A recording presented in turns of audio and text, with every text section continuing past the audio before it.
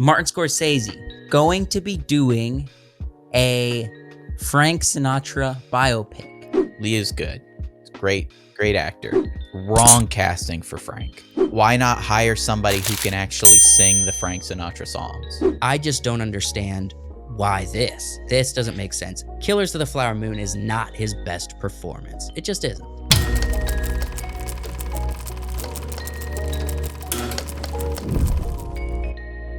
Welcome back to the Wacky Wonderful Wiseworks podcast, all you guys, gals, geeks, and goofballs. Yeah. Hey, fellas. Howdy.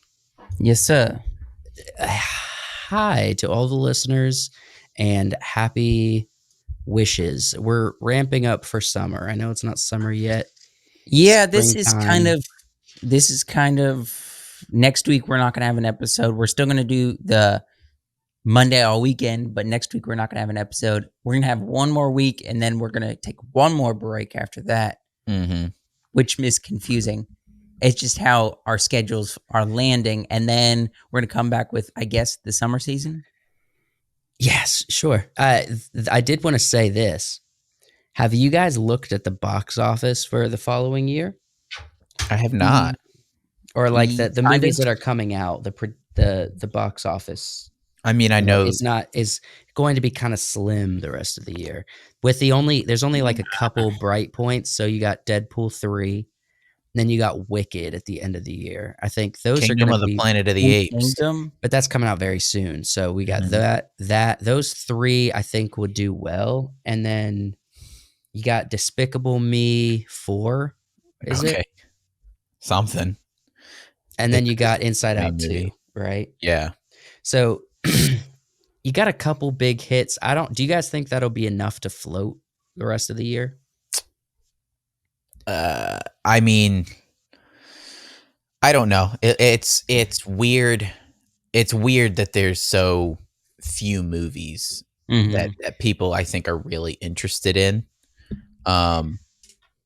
So People might go see Trapped. That's coming out this year. Trap.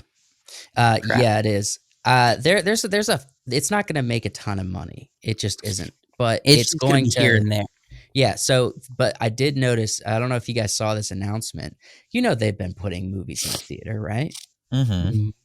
Older movies in the theater. Lord of the Rings Extended Edition, May 8th, 9th, and 10th. Yeah, yes. No, not May. June. It's June. You're right. And I went to my local theater listings and I saw it. I saw it there. The extended, it's going to be super weird because up-res. How is it gonna be weird? Because it's at 4 p.m. right each day, and it's on a Saturday, Sunday. That's fine, and then Return of the King's on a Monday. Yeah. See, I was thinking at 4 about p.m. No one's going to be able to watch that. I was thinking about like maybe trying to hit one of them. Yeah. I mean, we do have to think about. I kind of want to go to Two Towers. I want to go to Two Towers to see Helm's Deep battle in theater. We never got to see these in theaters, guys. We didn't get a chance to. Now we can. Yeah. It's June 9th is a Sunday. Okay. But it'll be in the evening. See my what is coming out church. though? The highly anticipated best animated movie of all time is coming out this year. What? Young David. Oh yeah. Is it this year? I know we talked about it two episodes ago, but I don't remember the release date. I'm assuming it's not, and it's not Young David. It's actually just David. Young David is already out. Right? David then. Let's see. Angel David Studios David movie. Release date. Let's see if it has a date. Yeah, it's 2025. It's not this year. Oh, sad. Fortunate. But so I think when it comes to Lord of the Rings, I think we ought to jump on this opportunity. Which one of the three would you want to see the most in theaters? The third, Return of the King. Man, Return of the King would be good. That's in theaters with Mount Doom, freaking that whole bit. Helm's the Battle of Helm's Deep Deep, is that how you say it? Yeah. Helm's Deep. Helm's Deep. Is a cool battle, and it's a huge battle. But I feel like for the bang of your buck, Return of the King is better because there's more battles that are big. But it's also going to be on a Monday. You know what I mean? What? Yeah, but you get That to is true. you get to see the you get to see the end, which I think is really awesome on the big screen. I wouldn't be mad on like if it was a rainy afternoon and I'm like, I don't really got anything. Work got canceled because it's raining. We go watch Return of the King. I wouldn't be mad to do that. But on a normal day, I probably wouldn't, show back up for just that. I mean, and with On a Return Monday, of the King, if that's the one you're going to see, you get so many good moments. The Rohan army charging down the hill. Shelob. Gondor calls for aid. Shelob. Yeah, all sorts of really coming good to stuff. the Rohi. I'm thinking on the end where Gandalf shows up at the end of the Two Towers. Yeah. That's what I'm thinking. The destroying of the ring. That's going to be epic inside Mount Doom. Yeah. Yeah, and the strawberries with cream. You can't forget about the strawberries and cream. What? Strawberries and cream? And Josh, cream? you can't make a reference and then not say where the reference is. The whole reference where Sam and Frodo are literally dying on the side of Mount Doom in strawberries and cream. There's no cream. There's no cream in that. Does he not say strawberries with fresh cream or something like that? No, he says strawberries. He doesn't say swear, I've always strawberries and cream. I always thought it was strawberries and cream. I swear this is a thing. What's the line? Give me the line. It's strawberries and cream. Oh my gosh. I love the consistency of you misquoting things. It's beautiful, and the show would be worse without it. Yeah. Okay. No. Look up the line for real. What does he say to Mr. Frodo? He said, "Mr. Frodo, there's good. That's good in the world. That's the second. Yeah, that's the second movie. Another good moment, though. That would be worth seeing. All right, let me look it up. So Sam has a couple good speeches. Mm-hmm. Right, we should. So there's the one in the Two Towers that's really iconic. Yep, that one's good. But we're not going to go see the Two Towers because we want to go see Return of the King. That's the most. So that's when it comes Mount. Let's see. Who I can carry you. That's the speech. I can carry. Yes. You. Who do you think? I thought it was deliver those lines. Things. Who would play a better Sam in today's world than Sean Astin? Josh Gad. he would do a pretty. It would be different, but he would be pretty good. I think Josh Gad could do it. I'm joking, but he probably could. He's a pretty good actor. Here's the speech. All right. Do you remember the Shire, Mr. Frodo? Mm-hmm. It'll be spring soon, and the orchards will be in blossom, and the birds will be nesting in the hazel thicket. Mm-hmm. And they'll be sowing the summer barley in the lower fields and eating the first of the strawberries with cream. Dang, you got it. Strawberries and cream. Yes. You got it. I'm so happy that there's cream in there. Got it. Do you remember the taste of strawberries? Let me finish this speech since I started. Clap. I get the slow clap. That was pretty good. How do you remember strawberries with cream when no one else does? So I think what we were remembering is do you remember the taste of strawberries? Yeah. Right. That's what but he does say eating the strawberries eating the first with fresh strawberries with cream. Yeah. And then he says, "Do you remember the taste of strawberries?" That's the only part I remember. The strawberries. But Joshua, for some reason, is pulling out of his butt. I am the best 1% Italian. Okay, no, this has ever lived. This is what we're gonna do. Every time we think you're misquoting something, we will pull it up. Okay. And we will actually get a good litmus test on what you're correct. We can't pull up everything. Not every time, because I would say probably 80% of the time I'm wrong, and I'll admit that. 80%. I was gonna say the same thing. Can we get him a shirt that says strawberries and cream? Please. One that says, "Do you remember strawberries with cream?" That would really be good.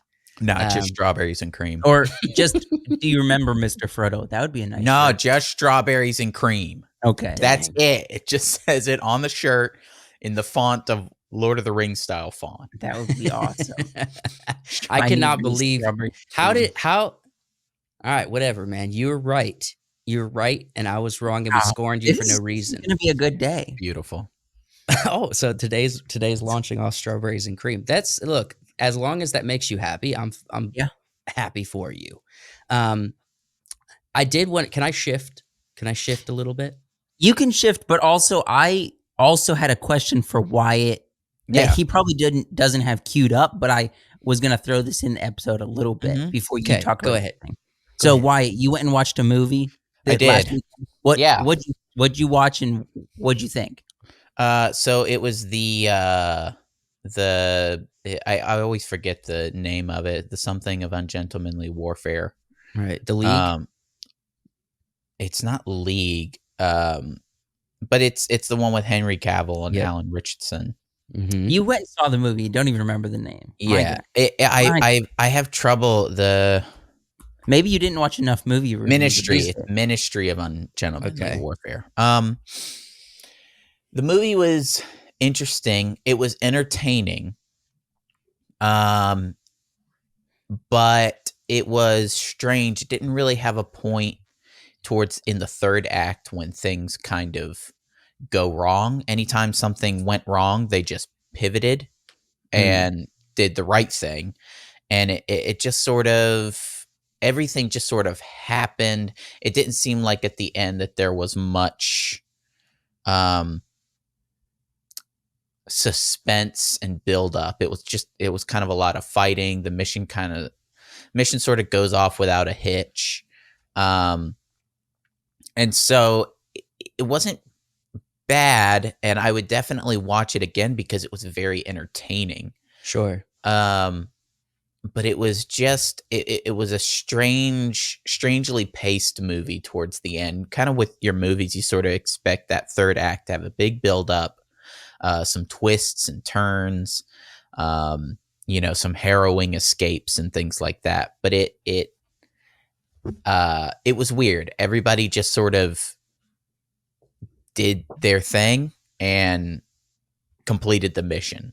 Okay, so that's what I'm hearing a lot on reviews for this, is that it's kind of a mid movie, and different than Gentleman that's on Netflix, also Guy Yeah. Ritchie.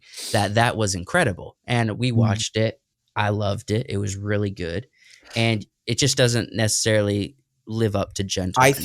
I think if the third act had those things that you expect, like a big twist, something goes wrong, some of those bigger movie moments that you expect, I think people would have enjoyed it more, because I was thoroughly entertained throughout the movie. Yeah. So, there's that. And so, yeah, coming out of it was an interesting feeling of being like, I don't know if I liked it. I don't know if I disliked it. I know that I was entertained. Right. So yeah, but Okay. definitely some great moments in the movie. How Really was Henry solid Cavill in stuff. it? Cavill was really good. Alan, it's Richardson, right? Or is Richardson, yeah. Alan Richardson was incredible.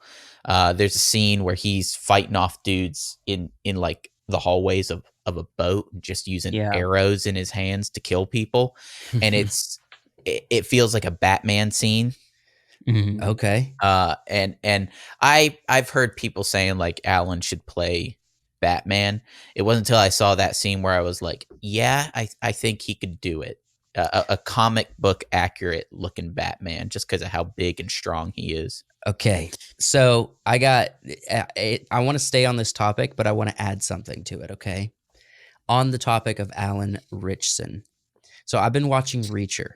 I know this is super popular. I know they're already coming out they already have season 2 out. I'm just on season 1. Okay. I think I'm about 5 or 6 episodes in. I am entertained. Mm-hmm. Have you guys seen Reacher at all? I've seen No. some of it. Yeah. I'm I have not. entertained. I am also cringed out a bit. Okay. There's some cringe. The dialogue sucks. Yeah, there's some cringe dialogue in there. From him specifically? No, and this is where I want to talk about. The writing for sure, okay? Mm-hmm. Every character has bad dialogue.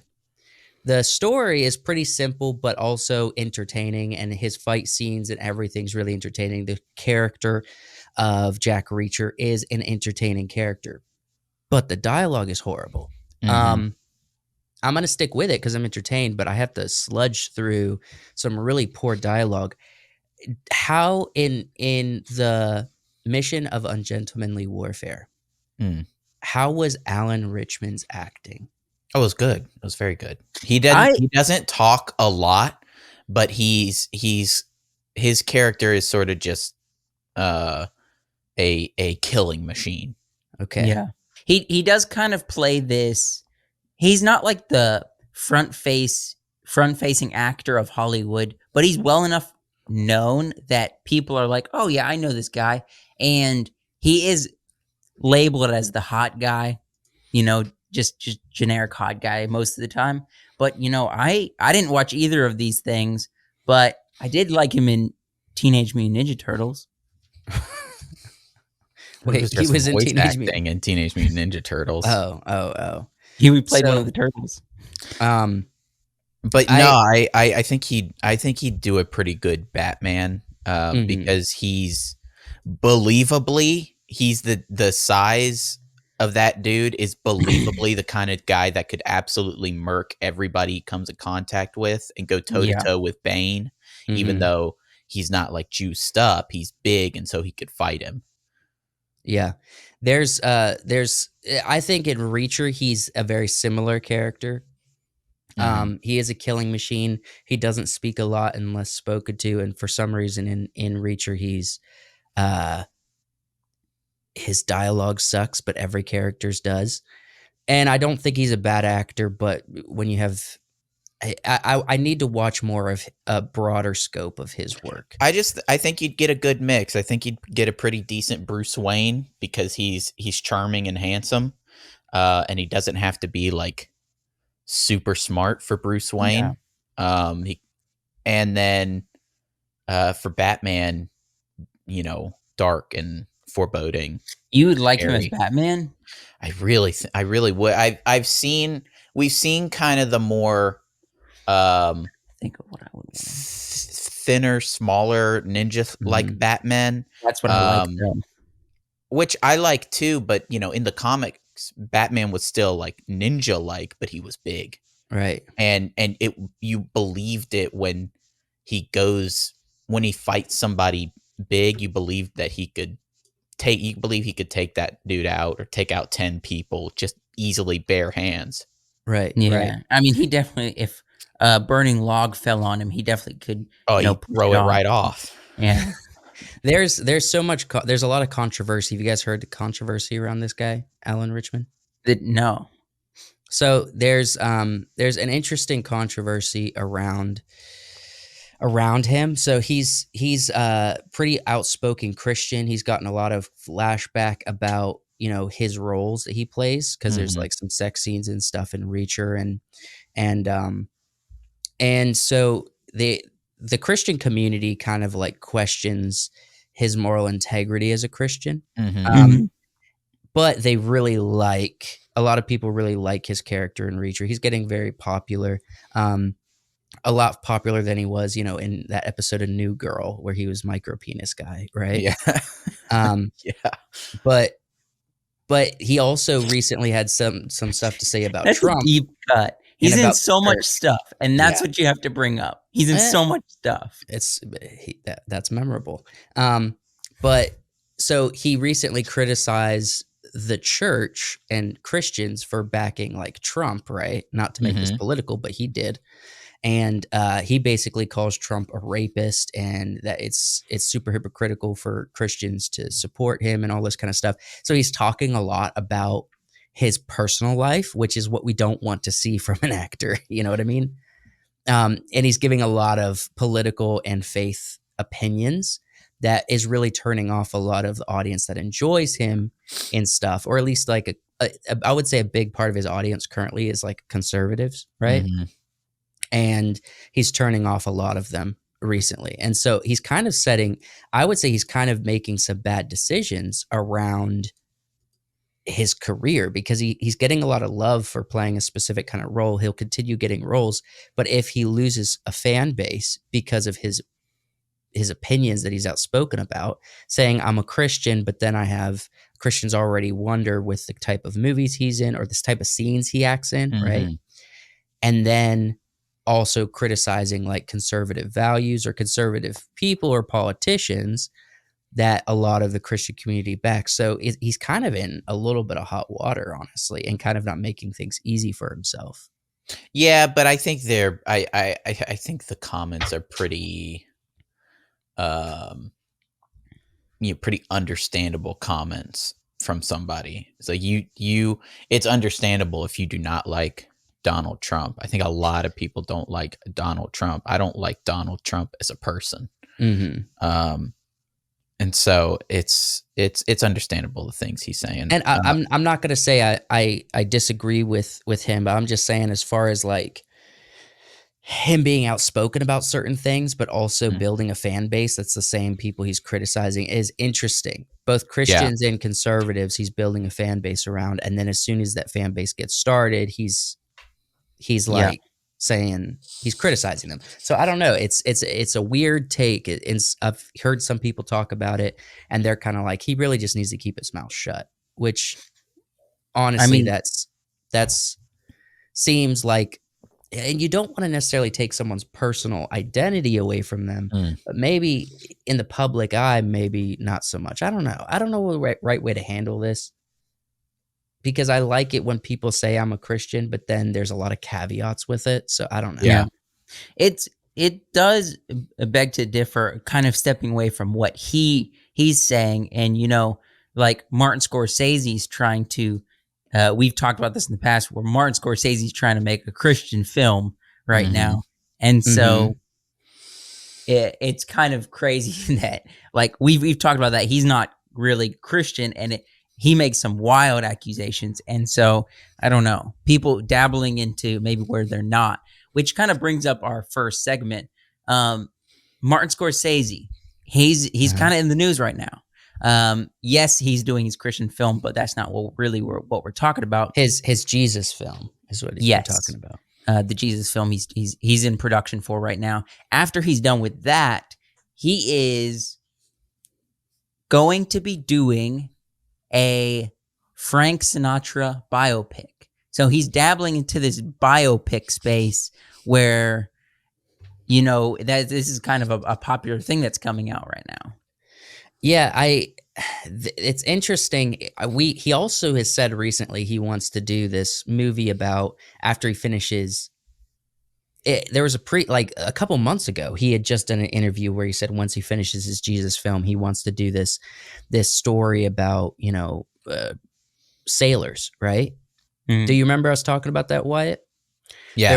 There was like this kind of, I think it's like kind of like a dark thriller or something about sailors or some kind of voyage or whatever. Well, I can't remember the details. And now he's about UFO movie. Yeah, he seems to be because he's kind of getting up there. He ain't no spring chicken. Young guy. He's certainly not a spring chicken. You can read this article. It doesn't give a ton of information other than what I already have in my slides, but you can just read it. So Leonardo DiCaprio, Jennifer Lawrence, Spielberg tackling UFO movie and more. So are they going to like co-direct this or something? No, that's just the title of this article. It's just the Martin Scorsese portion of it that we're reading here. So let's see. So basically, he's looking to cast Leonardo DiCaprio again. Yes, and possibly Jennifer Lawrence. I'm confused. What is this about Spielberg? Why is it mentioning him? That's just for they're talking about a different thing. These are they're multiple different things news in one article. news Yes. articles. We're just gotcha. talking about the Martin Scorsese portion of it. Yeah. Yeah. So Martin Scorsese likes Leonardo DiCaprio, especially more recently. He put him in Flowers of Killer Moon and other movies as he was kind of getting older. But interesting because she's not she's over 26. We're going to have Jennifer Lawrence be playing Frank Sinatra's wife. So I put this in here. Wait, so Frank Sinatra's wife was 26 when they were married? It was Leonardo DiCaprio joke. I got it. It didn't work. I got it. It didn't No, work. no. I got it. It was pretty good. Oh. Goodness. So I have a question here. Yeah. Okay. Leo's good. Great, great actor. Wrong casting for Frank. You think? Yeah, Frank big is time. big time. He is kind of, how do I say this? Slim, kind of definitely not slim, suave type guy. You talk about Frank or Leo? For us, Frank. Yeah. Okay, yeah. And Leo's not that. So yes, I would agree. Leo doesn't seem like a Frank. And this is sort of just the obvious choice in my mind. And would be interesting to see him in a serious role. Seth MacFarlane. Okay. Why not hire somebody who can actually sing the Frank Sinatra songs? Oh, that's right. He can. That is so interesting because he always does comedies. Mm-hmm. He's never done like a super serious role. At least you don't really see him doing that. But man he can do it. He can do it. Sing Frank Sinatra songs. He's really good. Hold on. Can you just really quickly, since you have your screen, would we get up in trouble for the episode if we just pulled up? Yes. I was gonna say him singing something. Yeah. Hey, hold on. Let me pull this up real quick. It won't be a very any kind of song or anything. They would probably just take us down. No, listen. We'll play this and I'll test it's it. just I just want to see this. On stage. So listen. Let's just listen for a second.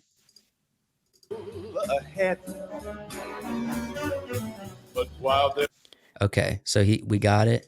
Yeah, no, that I would never think that, but now that you say that, okay, yes, I would 100% agree. Right? Yeah, he's got it. Now he doesn't have the look of Frank Sinatra, but if he slimmed down a little bit, he could. Yeah, if he slimmed down a little bit, he's already got the dark hair. He's already got kind of the New York look. Right. Right. And he can sing the songs. I think that's really important. That's actually really good casting. Why don't we? It's all about Martin Scorsese really liking Leonardo DiCaprio, and so he's going with who he likes. It's so foolish, though, in my opinion. Like, I don't know. It's not the right choice. It's such a wrong. He doesn't look like him. He definitely doesn't sing like him. It's a completely different type of person, right? I don't know that I've heard Leo sing. Has he sung anything? I don't think so. Let's see. What do you think of Jennifer Lawrence playing I don't know her as I don't know the wife, but it's just Jennifer Lawrence playing side by side beside Leo. Doesn't look like her at all. Not quite, but I've always been impressed with movies and TV shows that do a really good job of casting to make somebody look like who they're portraying, or with their mannerisms or anything. And even when they cast like a younger version of an older actor or the sister or mother or whatever, and it's believable. I'm always really happy to see that they put that thought in there. The one I'm thinking of, Looper, they put a lot of effort in Looper to make Joseph Gordon-Levitt look like Bruce Willis, young Bruce Willis. But that's the thing. I don't think if you saw Joseph and Bruce, you'd be like, oh yes, they can play each other. But when you watch the movie, you're like, this works. This works Yeah, really well. but they put a lot of effort into it, and he nailed the mannerisms. Mm-hmm. But Joseph Gordon-Levitt, he's also a little bit of a. Would you say he's a little bit of a method actor? He's definitely a very good actor. I don't know how method he is. Yeah, but they casted him for skill, okay, and then they gave him prosthetics to match Bruce Willis. So I don't see, but they're not gonna be able to do that with this, right? Mm-hmm. It's interesting. You got this picture of Frank and his wife, and they're both like slim face people. Yeah. And then Leo's got this round square head. It's so bad. And Jennifer Lawrence has a round head as well. Like, why?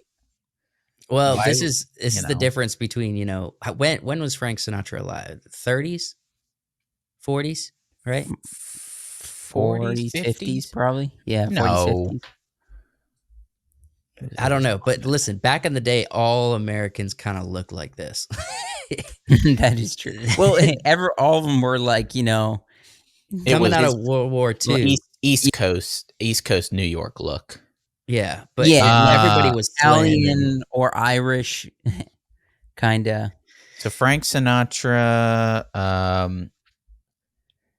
he died in 1998, but he was born in 1915.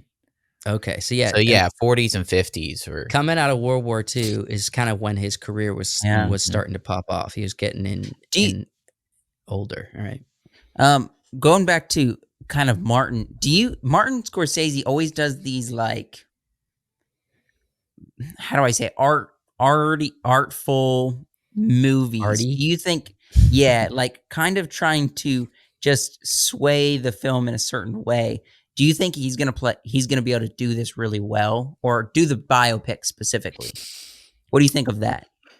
I think No, I would say Martin Scorsese. He has interesting filmmaking, but I wouldn't say it's too artsy fartsy. I wouldn't think so either. But I think he relies on just old school styles of filming, which isn't bad, but there's nothing interesting or innovative about the way that he makes movies.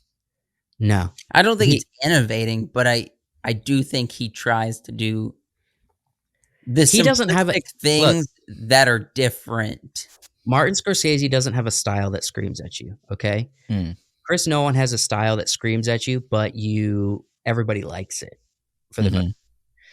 Baz Luhrmann has a style that screams at you, and a lot of people don't like it. So Martin Scorsese doesn't have a style that's. I think he has a style. It's an old school style. Yeah, it's a little slow moving. It's a little leaning dark. Like back in the day when he was first getting started, that was impressive because he was making dark stories that a lot of people didn't see as much when he was first getting started. We see that all the time now. Kind of dark thriller or psychological films, right? Side note, because I was watching The Dark Knight. You were talking about dialogue. Dark Knight dialogue is bad. I've been saying this. The Dark Knight, if you take Heath Ledger out of it, it's a terrible movie. Okay, I've said this since the beginning. Heath Ledger's good, but the dialogue for The Dark Knight is kind of corny. Well, what's her face did start singing "Somewhere Over the Rainbow" as she was about to die. No, she didn't. Yeah, she did. No, we established. I'm just talking about general dialogue. General dialogue in the movie is not great, and I thought I'd point that out, which isn't usually the case. So you're with Nolan acknowledging movies. The argument we had on the pod. Do you remember this argument we had in the apartment studio 2 years ago? No, I'm not saying that the movie's bad in any I love the movie. It's a great movie. I'm right.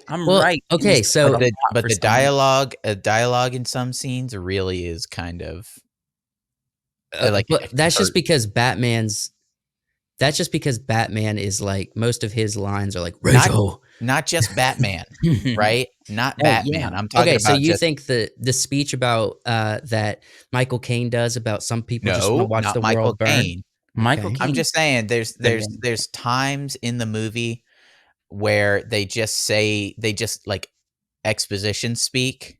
Okay. You know, like the cops will be like, "These guys came in off the streets. The Batman got them," and you're like, "Okay, Yeah. But you think Harvey Dent gave some cheesy yeah." lines? I Yeah. think everybody delivered some cheesy lines in that movie.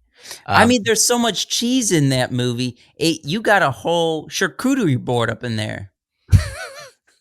But I mean, this charcuterie board is filled out with there's a lot of good meat. Variety. A lot of good meat in the movie. There's I a mean, lot of yes, variety. It's a there's good movie. I yes. just wanted to say that I noticed this time around watching it that some of the dialogue really kind of There is some sucks. good meat on this charcuterie board, but there is one meat that's the primary meat of the board that if you took that one meat away, it would be like, this is not that good.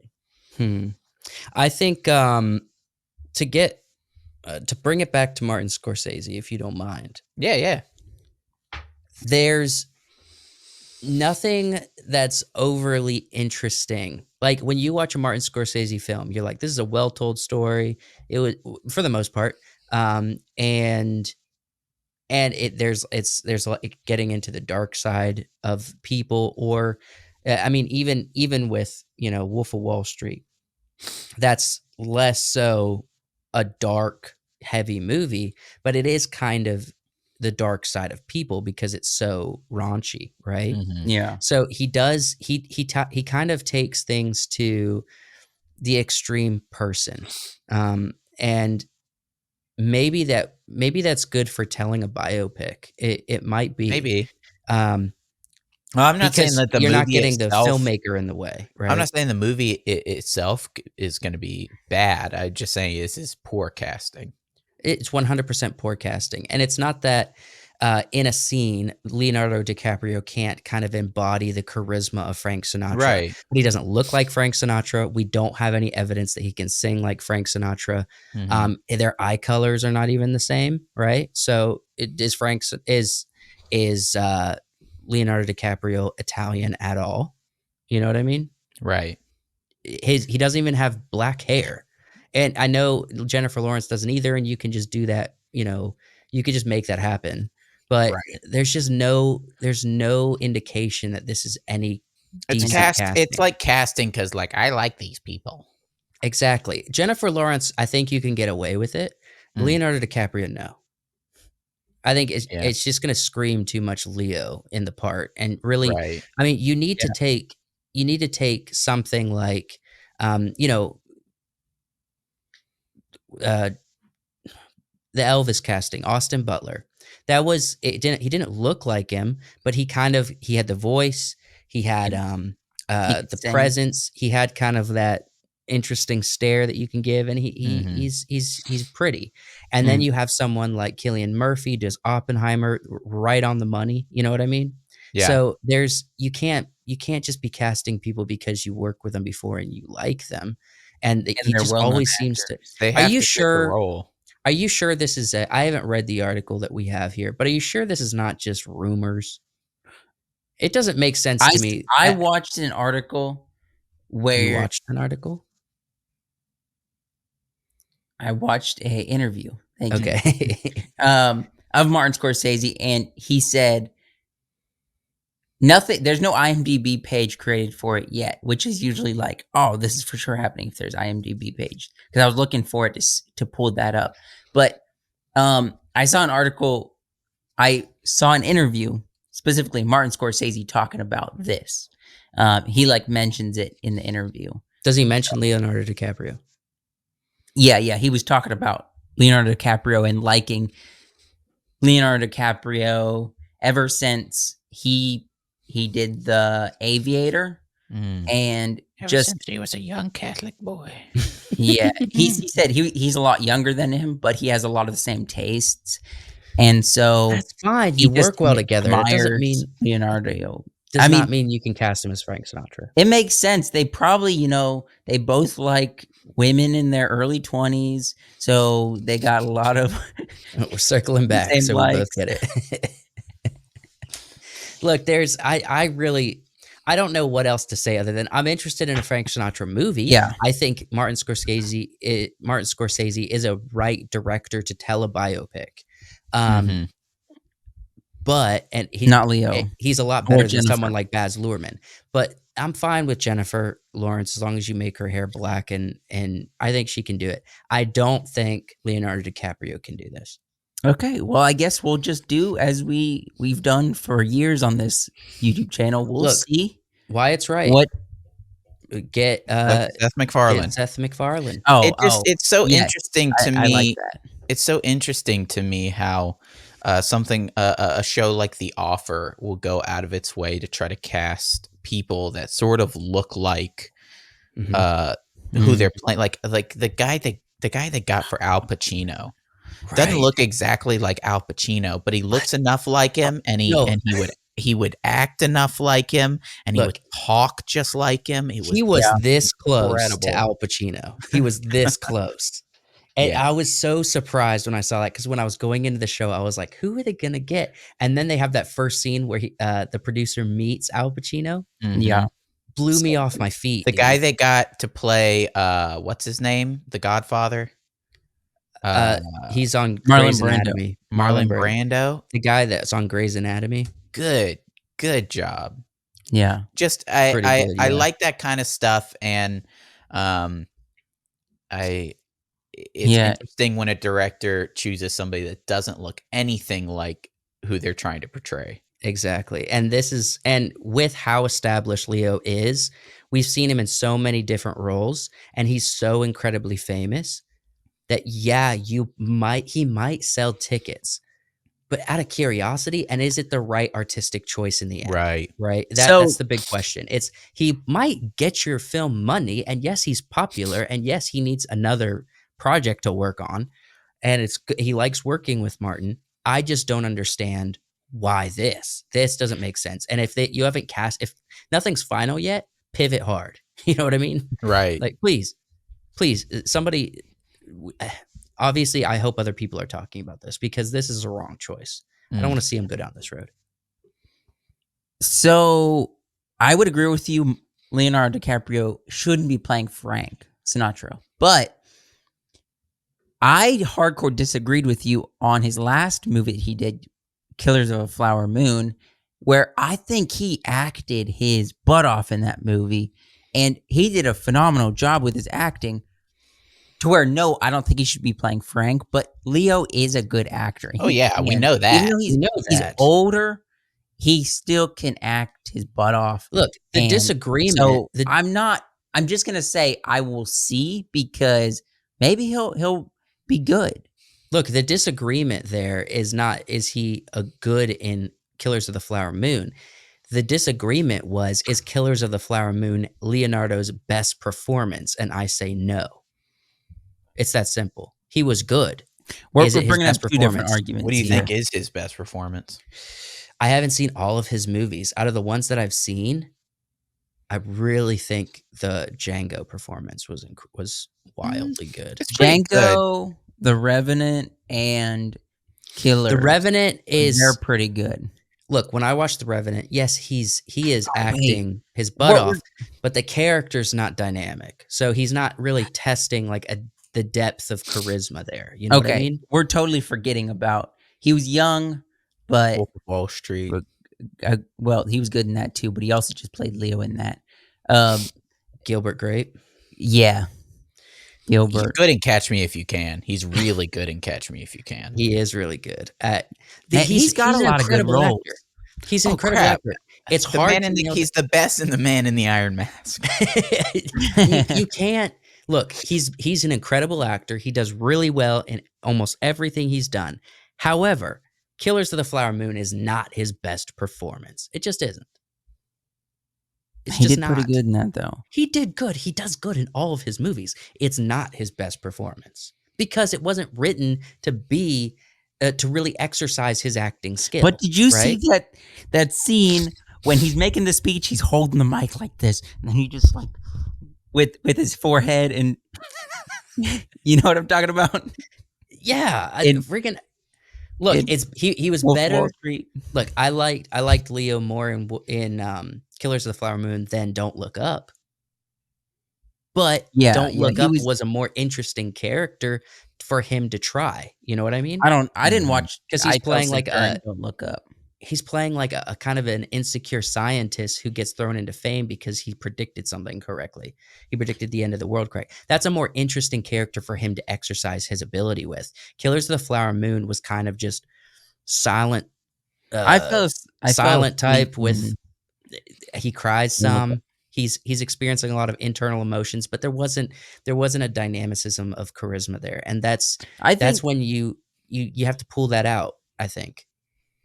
I just think on a scene to scene basis, this courtroom scene in that movie was probably where I liked his acting in that movie specifically. We're not going to agree. Okay. We're just not. That's fine. We keep rolling back to this. You want to thank the Patreon supporter? Yeah, absolutely. Or the YouTube. Look, on YouTube, Bonnie Miller supports us for $3.99 a month. She gets early access to podcast episodes. She also gets an exclusive pre-show podcast thing that we do before we record podcasts, where we kind of talk loosely about stuff we're up to. And we get a little bit personal there. At least we let our true colors shine, because it's safe. How would you quantify the pre-show? Safe for all audiences, but not. Yeah, I'd say it's just a little bit looser. A little bit looser, okay. But Bonnie Miller gets to enjoy that over there. She also gets personal shout-outs and her name in the credits of videos and podcasts. So thank you so much, Bonnie. And if you want to also support us over on Patreon or YouTube memberships, you get the same thing, whichever you prefer. Go to the link in the description for Patreon or hit the join button on YouTube, and you can also support us and get these Wiseworks Studio perks. We'd love to have you, and we'd love to give you personal shout outs as well. Thank you, Bonnie Miller. Okay. I hate to bring this up, but and I know you guys are going to roll your eyes. All right. Just give me a second. Just give me a second. Are you going to talk about, I'm not going to even mention that because I don't want you to talk about that. You're probably right. I told you that 21 Pilots is releasing a music video for every song on their new album, right? Mm-hmm. Let's just say this. Is that not incredible? I mean, usually you expect an artist to release a couple music videos for an album. I'm not usually sure how many, but one for each song is pretty wild. Yes, and so there's a variety. Some's going to be highly produced. They dropped another one recently called Backslide, and that was directed by Josh Dunn, the drummer. So he did the directing for that video. I'll have to say there's 3 videos out so far, 3 songs and videos out so far.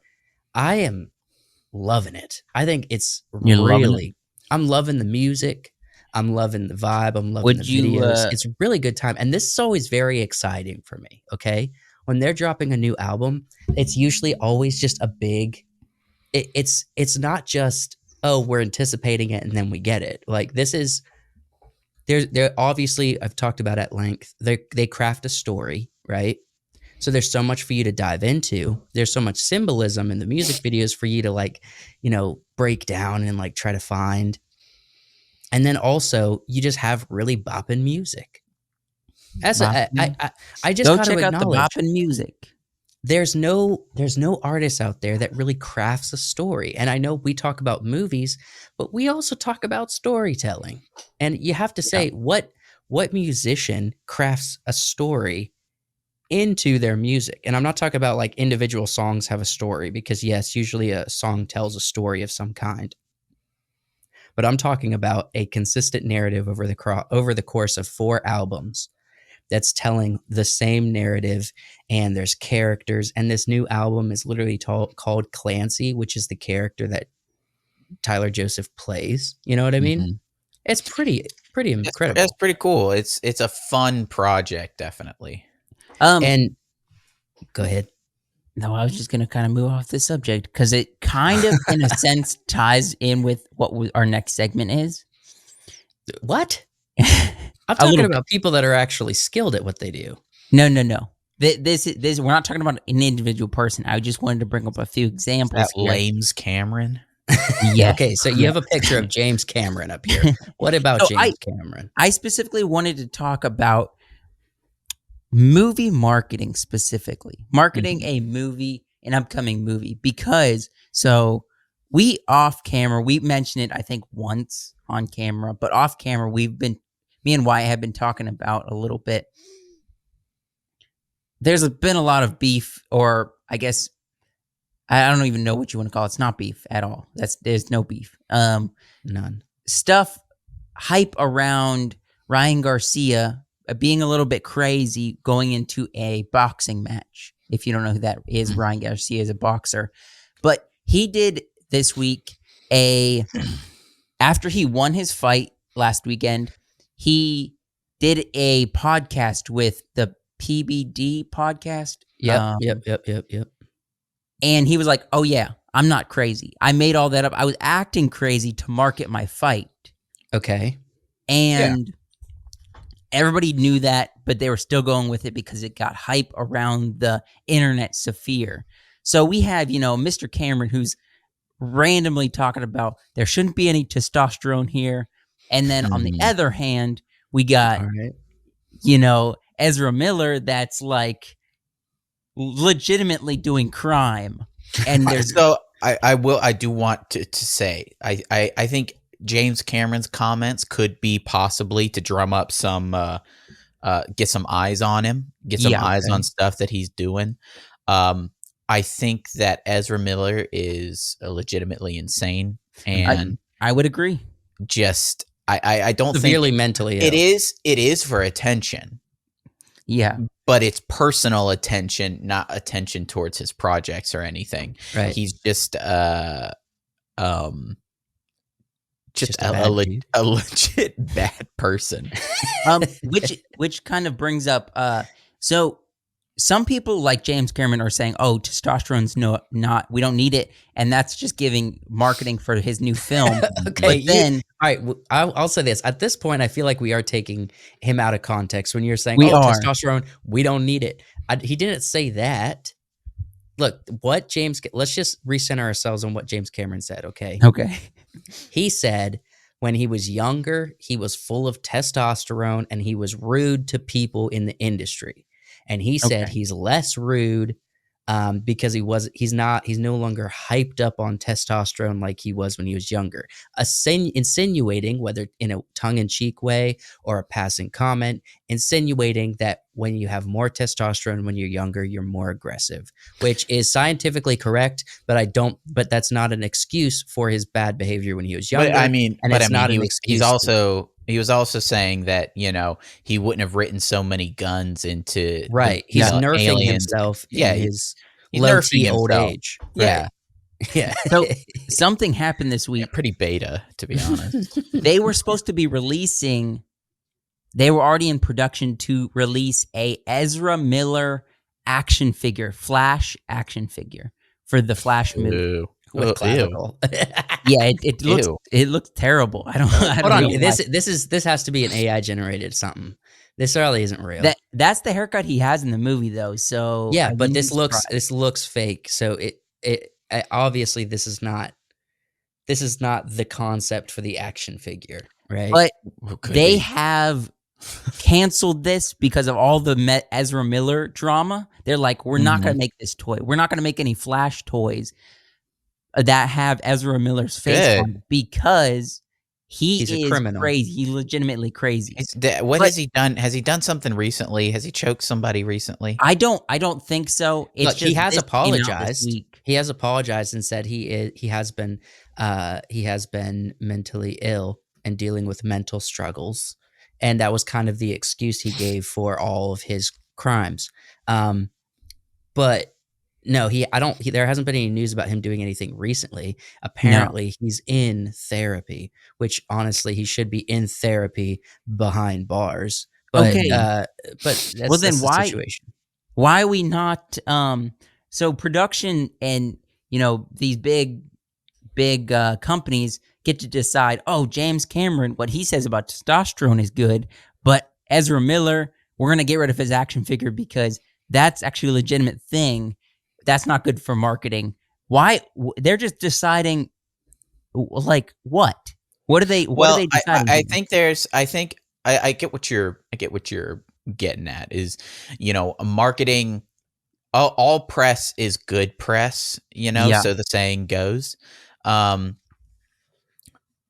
I think the difference is, like, James Cameron can say these things and yeah, they're controversial, but he isn't choking women out in the street. Like, he's not choking pregnant women out in the street. Not but not trying to create his own cult. He's not literally avoiding the law. I think there's a difference between, like, Ryan Garcia's thing where he's like, oh, I'm crazy, and doing legit crimes. Yeah. Just out here being a criminal. All right. Do we want to associate with somebody who's, kind of a beta male, cuck, Yes. low testosterone kind of loser? Yeah, that's fine. If they're anti-gun and they're anti-strong men, yeah, right, they're down. But right? do we want to associate with somebody who claims to be, a they them person in order to avoid consequences so that they can continue to promote their own criminal activities? When did we get into this insane marketing, though? Like, there's a project coming up, so you're just going to say some wild stuff to market, keep your name in the news so that your new movie or your new project or your new thing will do good. When did we get to this point? There's an argument that it has always existed. Has it? Yeah. Is it more prevalent today then? All right, so think about this. In order to I was actually thinking about this last night, but in a different context, okay? So there has always been, like, the public's perception of a icon, all right? An icon usually sells products. So let me give this to you in the context that I was thinking about this. Jimmy Dean sausage. Okay. Oh, okay. I saw an advertisement of a picture of Jimmy Dean going, all right, with his cowboy hat. And they did a voiceover of a guy, I think probably not Jimmy Dean. Obviously, I don't even know if Jimmy Dean's alive. I don't even know if he was a real person. However, he ate as much sausage as we think. Maybe he was a real person. I don't know. But they did a voiceover and they created this character, okay? Marketing, especially for mass production of something. So movies are mass production. Try to appeal to as many people as possible. That you have to build characters in the same way that Conor McGregor builds a character for his wrestling, okay? Which is just Conor McGregor, I think. That's the thing. I don't think so. I think so.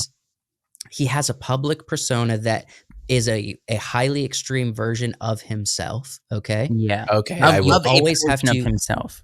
Every character, if it's an authentic, good marketing character, then you take the the things that people like about you, bring them to the extreme. So Jimmy Dean sausage he might have been a cowboy who had, like, a good sausage recipe. Then for some reason, and this is all fiction in my mind. This is just me taking this character of Jimmy Dean and saying, if this guy, no research behind this. Let's just imagine he's a cowboy, all right? Or he's like a guy who lives in Texas, all right? So he has a really good sausage recipe. So he creates this character of, I'm a cowboy. I wear cowboy hats. I have this thick accent that he probably plays up. Cowboy. And then all of a sudden, worldwide, worldwide, and he has all of his artwork is, like, on the ranch and it's sausage and stuff. You know what I mean? And so all around the world, he's taken pieces of his real life, which we know he's also a person, and they're more complex, but they create this character to sell the product. They're ranching. They're on he's a cowboy because he has a cowboy hat. He's all But American. we don't even know if Jimmy Dean actually ever consistently rides horses. You know what I'm saying? Yeah.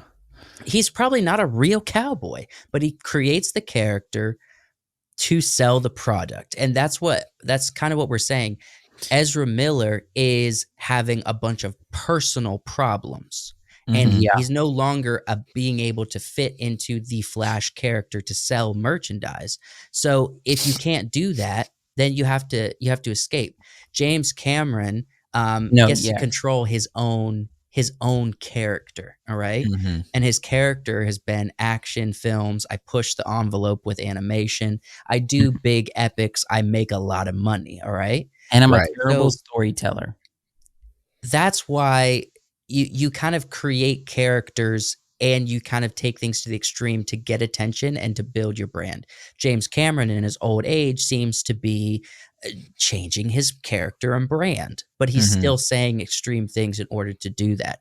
Anybody who's a good marketer knows you have to create the character and you go to the extreme so that you can find your voice is heard.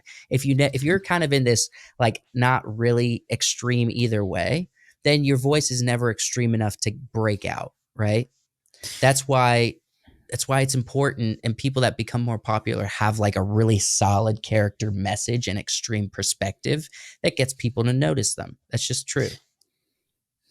Well, this brings up a topic. Today, we're going to announce here at Wiseworks that, I don't know, give me something wild that we can market around Wiseworks. We don't like Jimmy Dean sausage. He's a racist. I don't know. You saying we need to play up our characters? Yeah. We need So listen, so you could see this with YouTube. Yeah. So you're right. Solid YouTube channels build their character. Mr. Beast has built a character.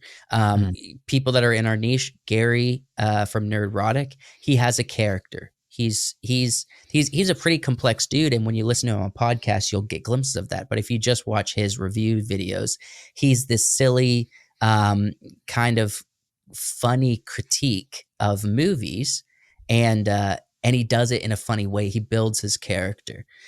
Everybody who's successful at anything has built themselves a character, and that that's actually something to think about.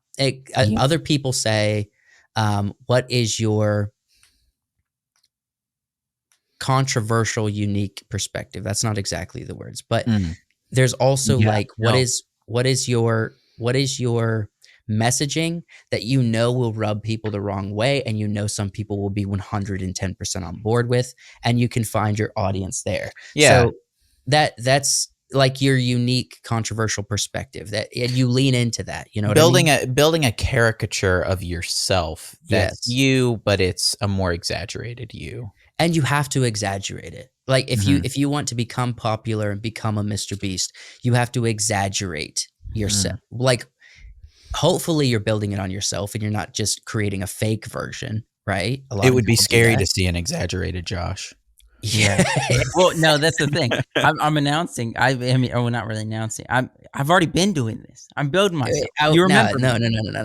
It's got to be a character that people like, Josh. Getting 20% of your quotes, getting 20% of your movie quotes correct is not a great character to build on. But no, like what's your unique perspective that people are going to some people will try to cancel you for, or some people are going to be really committed to that idea because they have the same value. Gosh, get this Ezra Miller off the screen. Please. I'll just replace him with a different one. Well, I'll just put this up my slides I put up Ezra Miller and of James Cameron. Yeah, they're extreme. That's actually good. You got some extreme facial expressions here. It's a good choice. You know what? I think to be my thing that I'm going to start marketing, I'm really into jorts. If anybody knows me personally. No, that's just you trying to get a brand deal. Okay, well, I'm into the jorts, and I think every pair of pants should be cut off at the knee and become a jort. No, here's an extreme perspective. All right. Not one I hold, but here's an example. Men who shave their beards or men who don't have beards are not real men. They're betas. That's an extreme perspective. And you can build an audience around this. All right. Mm-hmm. But but if you're being honest with yourself, you have to make sure that is your true feelings, and then you can exaggerate it and you can build content around it. If it's not your true feelings that men who don't have beards are not true men, then you can't build an audience. It's in an inauthentic, extreme character. Yeah. Mm-hmm. But if you truly feel that, then you can shout it from the rooftops and you'll build an audience. You know what I mean? Right. So that's an example. And it is hard because sometimes you have interests and you start building your brand around your interests, but then you have to find what is your unique perspective inside this interest that is What's your controversial. stance? Yeah, what's your stance? And then so you you have to shout it from the rooftops and repeat it over and over and over again, and you build an audience around it. You agree with this marketing strategy, or you're like, 100%. why are we doing this? You agree No. with it? Okay. 100% I agree with it. I don't like that. That's the thing about it. There's a lot of people that like that James Cameron is woke. There's a lot of people that like that he's anti-gun. There's a lot of people that like that he's apologizing for toxic masculinity in his past. There's a lot of people that like that, and that's the audience he's trying to attract. It's the wrong audience for his action movies, but it is the audience he's trying to attract. Mm-hmm. Ezra Miller has made a mistake in marketing. Because he could have built this idea of I'm a they them, I'm a really good actor, and I'm that he could have built that, but he didn't. He decided to go off and do crimes. And he could have done. He could have done. I have this identity. I'm young and attractive, and I'm doing interesting things. Right? People like that sort of stuff. Yes. And especially in Hollywood. Especially in Hollywood, and would you? It's the same. It's the sort of thing that like, Harry Styles did, right? And if Ezra Miller just sort of went like, I'm, kind of quirky, kind of weird, but no, he wanted to, do crime.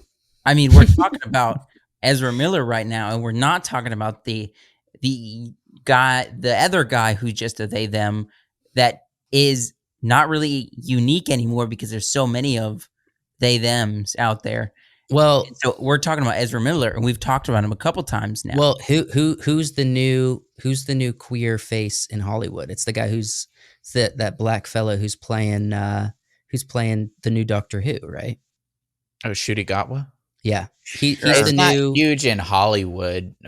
He's growing. He's going to become the new queer face for Hollywood for sure. Definitely seems to be leaning that way. Yeah. He literally news came out in the past couple weeks that he's literally going to have Doctor Who wearing dresses.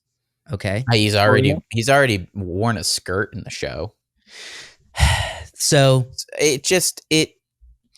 but again, it comes down to branding, right? Where it's hard to, it comes down to, I think, being attractive, because he is an attractive young man, not like young man, but he's an attractive man in his prime that can sell his brand, whether, no matter what it is. And that's what people want to get behind.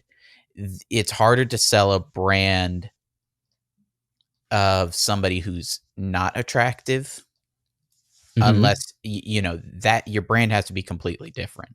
Yeah. So, and that's where you get the variety. It's not the mainstream type of branding. You get the variety on places like YouTube, because you have a bunch of different personalities. That's where your brand has to be personality or opinion. Yes, and people that are unattractive should go opinion and personality, and take it to the extreme, right? Because people aren't going to show up for your videos if you're trying to. People won't show up to your videos because you look nice. That's the point. But it's like, were you attractive in high school, or are you really funny now? Right. Right.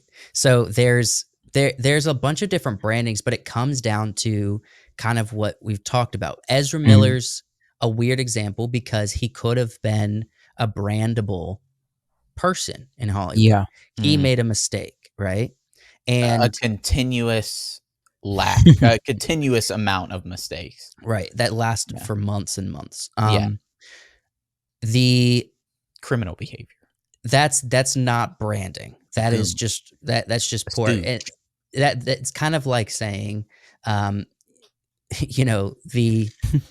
abuse that Jonathan Majors did was his attempt to build branding. That's not correct.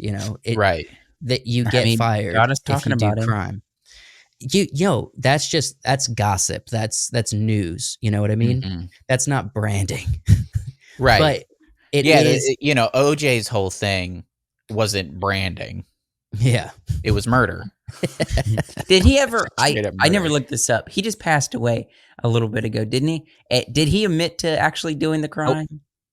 No. He said He probably left a note somewhere. He said he would I spend would've- the rest of his life trying to find the person who did it. He was just out golfing. Spent that time golfing and Hey, hanging Twitter out world. with his friends. Yeah, exactly. He was not looking very hard. I think he knew where the culprit was. Well, he found him. hmm Well, he knew where he was at the whole time. Yeah. And when he said he'll be looking for the man who did this his whole life, what he really meant is a journey of self-discovery. Well, it meant that he would see him every day in the mirror. yeah. He would be looking. He's like he'd look in the mirror and be like, "Who am I really? Right. Am I a murderer? There he is. That's Am the I killer. a football player? You know what I mean? Am I a golfer? Am I a guy on social media?" He gaslit himself so much into believing that it wasn't him that every time he looks in the mirror, he's like, "There he is." they do a lineup, and then the last guy in the lineup is just a mirror, and he's like, It's that one.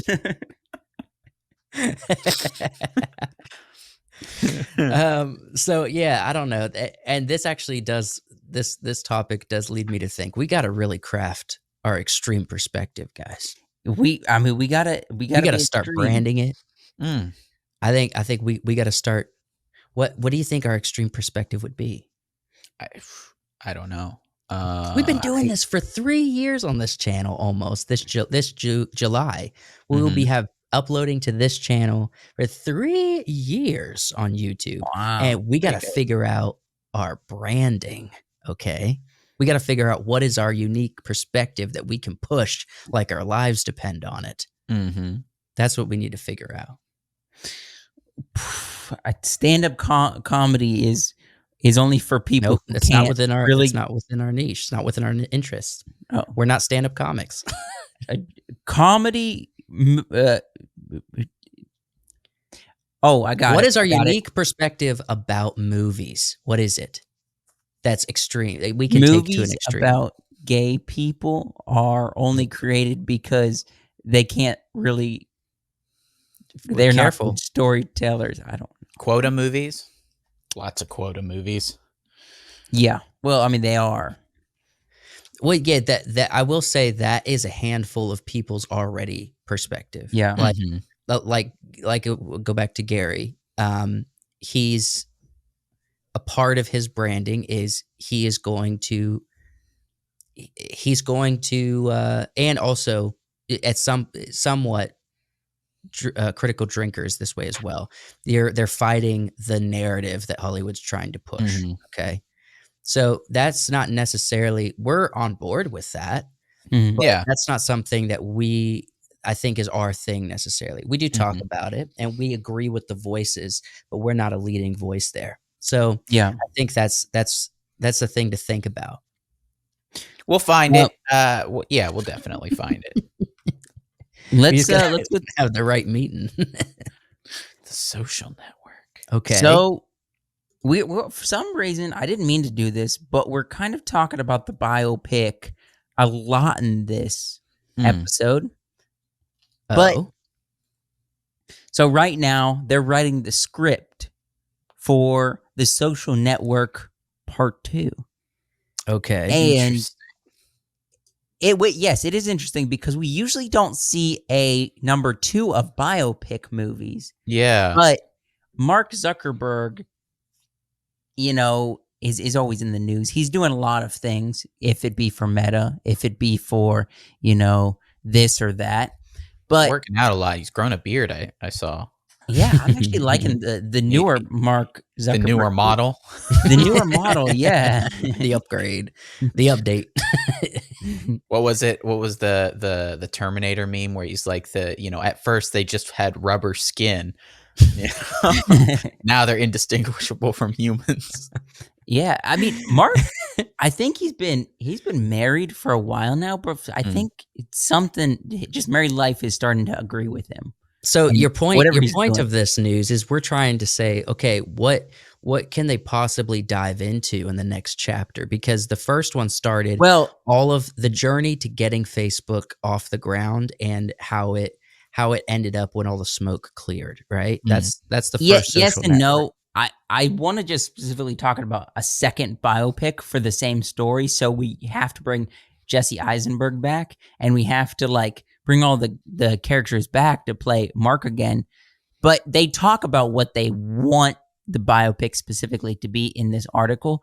Scroll down. There's a part where he quotes the guy who wrote the screenplay for this. Keep scrolling down, I think. Let's see. Is it I Blame Facebook? Yeah, it was the next. Yes.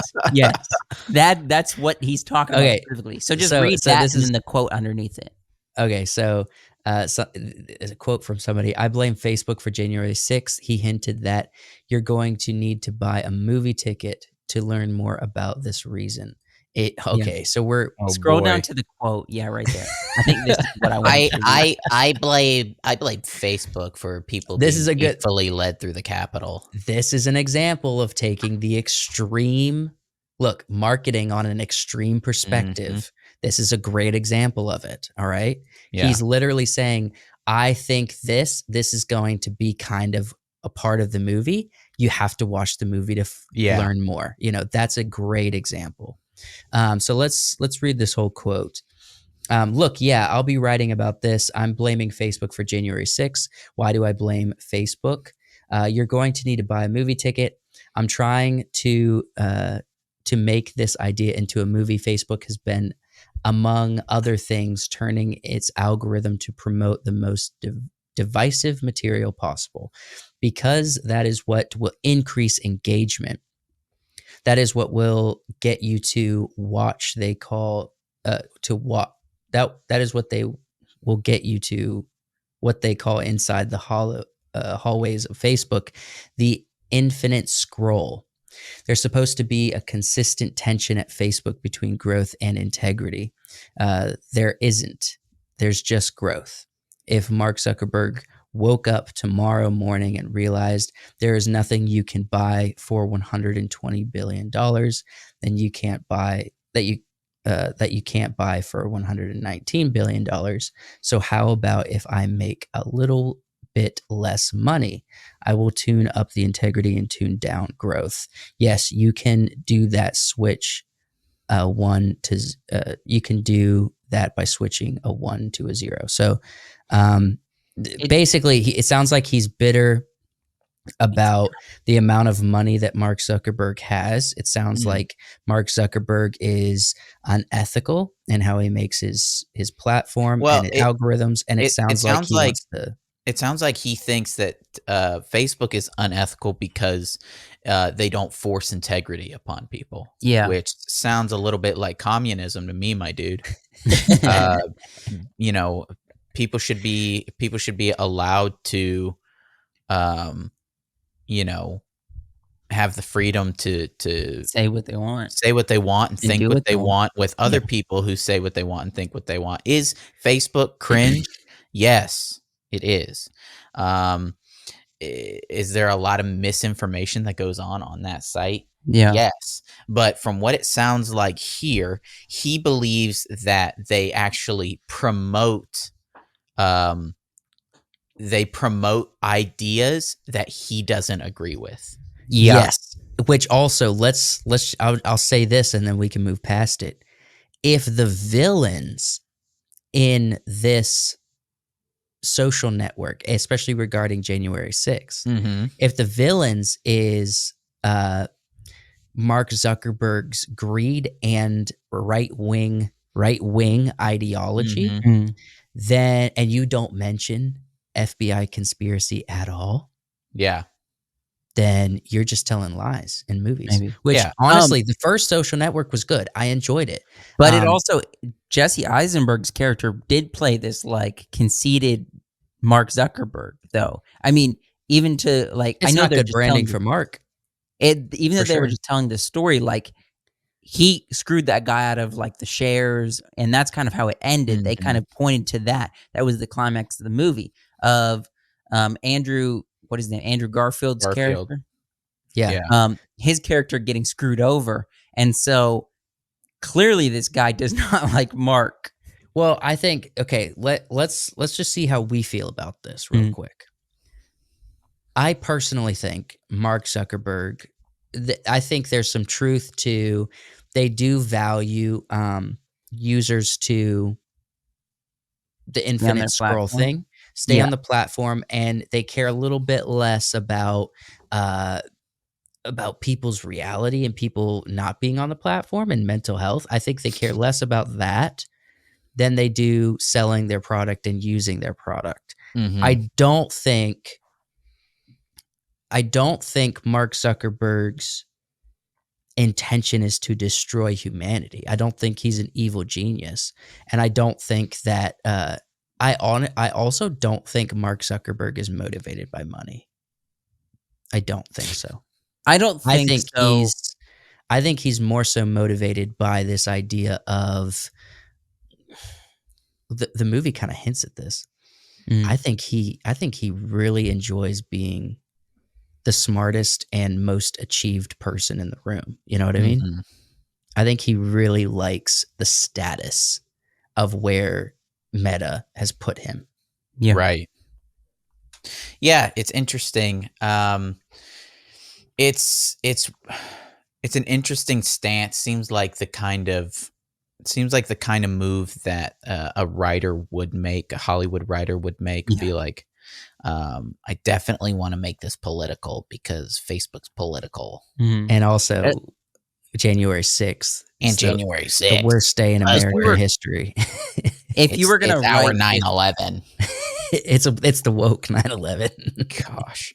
if you were gonna write this story, how would you write a sequel to the first one? Did you watch it, Wyatt, right? Yeah, it was a long Okay. time ago. Yeah, it's been a minute for me too, but I've seen it a couple times, so I remember it. How would you write the sequel to this movie? What would you show? What would be kind of your climax? You have to have that roller coaster to tell a good story. What would you be your roller coaster and then your climax at the end?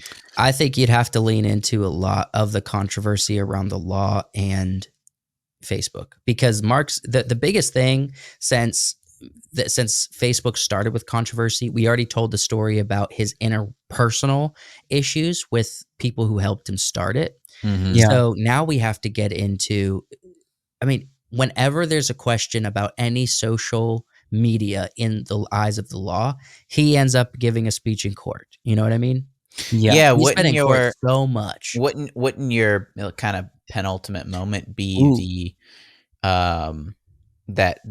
that hearing what happened a couple years ago that we got all those memes out of? Yeah, Maybe, but so he's also what been you're in like saying- 6 other hearings after that. It would right? be a That was a big one. 'Cause what it you're was kinda saying. one It of would the be like a first. Godfather 3 situation. How so? It isn't the third one where Al Pacino's kind of in court and it kind of cuts back to that him being the god. They're like, "Oh, are you the Godfather? You've done all this crime," and then he's like, "No," and then in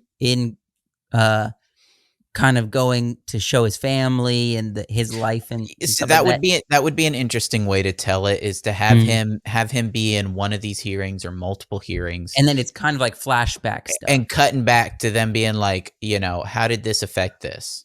Yeah, How did what did you do when this happened? And cut back, in the timeline to him making decisions or as things happened. Yeah, that would be Or a even more like- interesting way to do the movie. yeah, and even like maybe I don't know how much Mark puts in front of people, or we even know because he probably tries to hide this a little bit. But like his family life of like how he is such a well-known person and like a billionaire, but yet he's got this life of having a family now and things like that. I think there's going to be, if I was to make this interesting, there has to be an interest. You have to make Mark Zuckerberg an interesting character. And it's hard to make a person who's even still alive and their life is still happening. It's hard to craft that into a character without it being contradictory. But we watched, what was the movie? Blackberry, Josh? Yeah. All those people are still alive, and it did a good job of making. No, Mark those Zuckerberg's people, still alive, and the Social Network was good. It's a good movie. Yeah, they did a good job of making all of those people interesting characters. The Social Network, they already established like the Jesse Eisenberg, Mark Zuckerberg. So I think they already have the character. My point is more so like to make Mark interesting in a second movie. Yeah. What's I think one of the biggest things that Mark Zuckerberg messages to the public whenever he's doing a video or he's in court or something is that he wants a place online for you to connect with friends and family, right? Oh. Yeah. That's the biggest thing he messages, that he wants connection between people you care about in your life. It's very little what these platforms are used for these days. However, that has been the foundation of everything. Why he wants to build the metaverse is so you can have connection with friends and family, you know? Yeah. Why he did that podcast with Lex Friedman is because he wants to show the power of virtual reality, having a conversation with someone who's on the other side of the world. So I would say weave in his need, and this is all my thoughts, his need and desire that's kind of darker for status with that messaging that might be very true to him personally, that he does care, right? Yeah. That he does care about people having good connection with friends and family who don't. So to make an interesting character that you don't villainize nor heroize at the same time is have these ideologies that he has in his own head intersect in troubling ways, I guess. Well, I'll say that I don't think this would be a successful movie. I think don't? I don't think that this screenwriter is going to create this a Social Network 2 that's going to be a successful movie. Because when this came out, it was a hot topic, right? 2010. The screenwriter's clearly like, how do I hone in on another hot topic? Capitalize on this. And he's aiming for January 6th and Facebook's culpability in those kinds of events. And I don't think people are going to enjoy that. I don't think it's going to be successful if that's the angle that you're taking with it. There's probably other angles that would be better, but this seems like it's landing on the trend of my commentary. It's my commentary and my views that I want to put into the movie. Yeah. So, well, I mean, but this also comes down to what Joseph said at the beginning. I think he's pushing that narrative of, I'm going to be talking about this hot topic, but really when the movie comes out, it'll be about a lot of different things. And so I think it will be a good movie when it comes out. That I mean, I like Jesse Eisenberg. I think he played a great Mark Zuckerberg, and I'm looking forward to it. I think I will really enjoy it. Yeah, and I'm also waiting for the day when it's announced that they're doing an Elon Musk movie, and they're going to try to demonize him as well. It's coming, right? Yeah. Woke Hollywood hates Elon Musk right now. Gosh, what would that be called? What's the movie title? Maybe something like the. I like the title, putting King in there somewhere. Okay. Because he seems so he's so popular. I like the idea of like this king status, you know. So what would you say if you included the word king in a title for Elon Musk? If you think about how woke Hollywood views him. They loved him for a while till he started actually sharing opinions. Well, I will say that, he's got SpaceX. He's got X, the you got a lot. platform. Tesla. You can use X somewhere. The brain chip. PayPal's where he started. X marks the spot. Something like that. That's funny.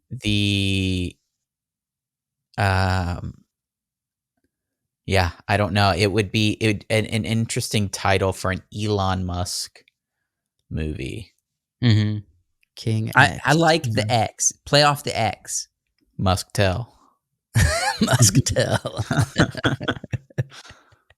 I don't know, dude. That's a funny. Maybe we could come up with a title and sell it to somebody if we can get copyrights on it. No, they wouldn't buy it. Nah. Unless it's really, really good. Sell it and say all proceeds are to help us get to Mars, and then he'll allow us to make a movie about him. As we close, I just want to say, I watched a Joe Rogan episode this week. Okay. Oh. And it was about this guy who doesn't believe the moon landing happened. Where do you guys land on this? No pun intended. It happened. I don't think it did. With a strong enough telescope, you can see the flag on the moon. No. Yes. You can't. That's fake. Yes, you can. That's fake. Yeah. No. Yeah, you can. I think. All right, I'm gonna Google this. I get wrapped up on in this a little too much of what's real, what's a conspiracy, but I hate to admit it, I think there is more conspiracy out there than you think. I don't disagree with that. Our government being like, oh, this happened or this didn't happen, just so you're out here spreading propaganda. You're out here spreading propaganda. Am I? It says, unfortunately, there's no telescope on Earth powerful enough to spot any of the objects that have been left behind. Not even the Hubble could see what's left on the moon. So sure? Yes, you found something online that was propaganda. That's not true. I mean, I just think the Earth is flat. No, look, I don't think any of those things. Maybe I have been believing a conspiracy. Look, you guys got to watch this episode. One of the biggest he gives so many reasons, and Joe Rogan plays devil's advocate for a lot. But Joe Rogan ultimately believes, I don't think we went. I do think if we did go, we definitely faked the footage because the cameras didn't work. So that's always sort of been my position as well, that we did go. We couldn't get the footage of it, right? Footage, they had to fake the footage. Here's a reason from that episode why I think we didn't go. Is because the technology was destroyed, right? Like the technology and all the research of how to build the craft and the craft itself, everything was destroyed right after they got back. Also, if you look at the planning timeline of their testing and the research, they essentially built the rocket that got them to the moon 100 times faster with basically almost all successes than any other flying craft, even like the Wright brothers plane or any airplane or anything, right? Wow. So it means that they didn't have really any holdups, and all of their testing was relatively successful. And it statistically, like if you look at it, he presents at the podcast. I'm just gonna say the numbers are not statistically possible for them to have successfully made it to the moon when they did. It's one that came out this week. He's a chubbier bald guy. So just look for that. You got to recommend the name. You got to tell us his name. I'll pull it up. But you got to watch it. Look, all of the evidence he presents Joe successfully explains it away, and you're like, all right, that's not the strongest evidence, but then there's really solid evidence, and they don't even go into all the evidence there is and I'm pretty sure we did not go. I can't say if we ever did, because I think, didn't we go to the moon like 4 to 9 times or something like that? We've been in outer space a lot. Is it That's proven that we've been out of the atmosphere and in outer space. Mhm. But did we actually go and land on the moon? I'm not convinced. Is it Bert Sibrel? Sibrel? I think that might be it. I mean, I don't know. Here's my thing, right? We can launch the moon. We can launch rockets out of our atmosphere. We Mhm. know that we can have them orbit around our planet. Yeah. Right? Yep. Satellites can orbit around our planet. Yeah. Bert Sibrel. Yeah. Why not? Why not have been to the moon? He presents that. Right? He said apparently there was somebody in NASA or someone in government that's over NASA that says that we haven't created. He said we haven't created. That he should have used the word recreated if they were going to believe, to keep up the illusion they went. He said as of 2014, we have not created the technology to successfully overcome this problem, and it has to do with radiation or something in outer space and as you're going to the moon. And so there's big evidence that's like, okay, if they destroyed everything right after, how did we create that technology to make it to the moon in the 60s? But as of 2014, we still have not created or recreated that technology, right? There's a lot of big questions. I think that's assuming that we haven't created the technology. There's a guy who said we haven't. That's just a guy. The government has technology that is like, I challenge 15 years more advanced than what we have. Okay, let's just say this. Because he also presents this idea, which the people are relying so heavily on this idea of patriotism that they don't want to question it. Okay. Yeah. And so what I say is either in that podcast or other research, that podcast summarizes a lot of stuff, which is nice. But I would say just be like, okay, am I willing to say that America didn't go to the moon? And so like there's this big patriotic black mark that might be fake. If you just say, okay, I'm willing to at least say I'm going to question this instead of just blindly saying, no, it can't be real, we definitely went, you might start to feel convinced. Okay. Yeah. The easy middle road that you could easily land in is we did go. It was a little bit of a miracle that we made it, but we did go. But definitely the cameras and stuff didn't make it, and the footage didn't make it, and so they faked it. You could land in that camp, right? I wouldn't be surprised if that happened. If they were like, yeah, we landed on the moon, but like nothing worked. It was a once in a a 1 in a billion chance that we actually did it, and then there's no footage, so they're like, well, crap, how do we let everyone know that we did it? And so you fake it because and also there's the whole thing that back in the day it was broadcast TV. They controlled the originals. There's a ton of like footage that was that people have found, that this guy's found, that wasn't aired, and it was like takes of certain shots and stuff. So the government was under the impression that if we air this, it'll be on TV once and then we can destroy the footage. Right. No one will ever know. You know what I mean? And all people will remember, because you couldn't record it, all people will remember is this idea of I saw it on TV and that's it. And it just lives in your memory. And all the details that people now pick apart because they've gotten a hold of footage. This guy's life was threatened, getting some footage and stuff. So it's crazy. It's a crazy podcast. And there's a little bit of arguing in it because, like I said, Joe Rogan is trying to play devil's advocate very heavy. So there's a lot of argument, but it's very engaging. So I highly encourage everyone should just be like, I'm willing to question the possibility that the American government lied about this. You know what I mean? Well, we know they lie about a lot of things. Exactly. So now's a popular time to do that. I mean, I think you should definitely go watch that. But first, go watch one of our other videos because we're ending this podcast. Mm-hmm. Go watch Reaction that we did last week.